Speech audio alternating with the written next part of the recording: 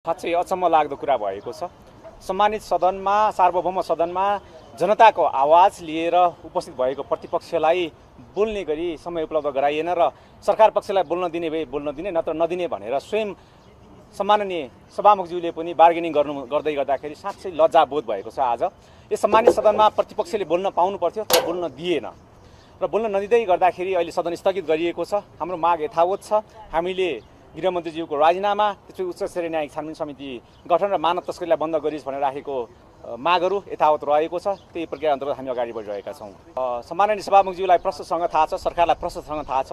यतिखेर प्रतिपक्षले आफ्ना मुद्दा राखेर, विशेष गरी अध्यागमनमा भएको मानव तस्करीसँग जोडिएको जघन्य अपराध जस्तो मुद्दालाई राखेर यतिखेर विरोध जनाइरहेको छ र यसको छानबिन हुनुपर्छ, उच्च स्तरीय न्यायिक छानबिन समिति बन्नुपर्छ, त्यहाँ भएका सबैलाई कारबाही गर्नुपर्छ र यो प्रकरण रोकिनुपर्छ भनेर बारम्बार उठाएको मागलाई नजरअन्दाज गरेर साधारण प्रक्रियाबाट सदन चले जस्तो गरी व्यवहार प्रस्तुत गर्दै गर्दा र सत्तापक्षसहित सबैले बोल्न पाउनुपर्छ भन्ने कुरा स्वयं सम्माननीय सभामुखज्यूले राख्दै गर्दाखेरि हामीलाई आशंका पैदा भएको छ। यतिखेर अहिले हामीलाई शङ्का लागेको कुरा भनेको अख्तियार दुरुपयोग अनुसन्धानले स्वतन्त्र रूपमा छानबिन गर्न नपाउने हो कि भन्ने शङ्का उब्जिन थालेको छ। त्यसकारण उच्च स्तरीय न्यायिक छानबिन समिति बटम लाइन हो, चाहिन्छ। एक रूपमा हामीले भनेका छौँ, सम्माननीय प्रधानमन्त्रीज्यूलाई जवाफ दिन आउनुहोस् पनि भनेका छौँ।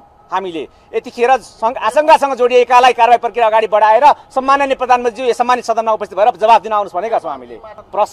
यो प्रश्न मात्र होइन र यो तथ्यगत प्रमाणका आधारमा अख्तियार दुरुपयोग अनुसन्धान भनेको नेपाल सरकारको सुशासन प्रवाह गर्ने र अपराध अनुसन्धान गर्ने निकायले छानबिन गरेर तथ्यपरक रूपमा त्यहाँ पुगिसकेपछि यसलाई रोक्ने प्रकरण कसले गरेको हो?